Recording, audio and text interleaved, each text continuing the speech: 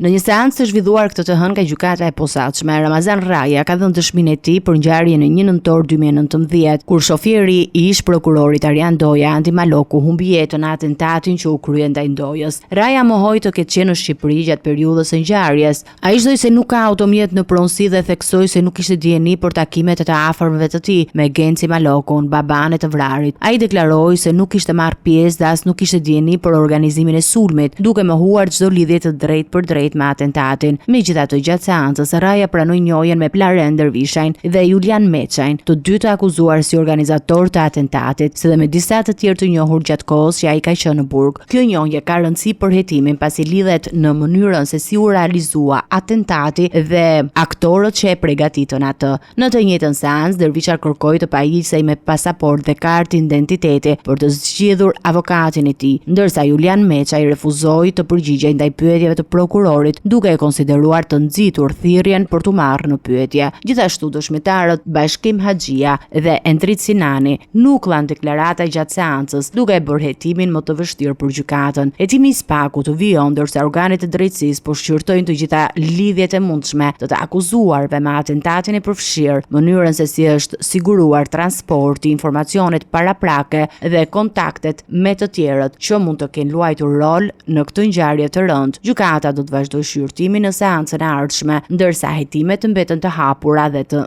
ndërlikuara.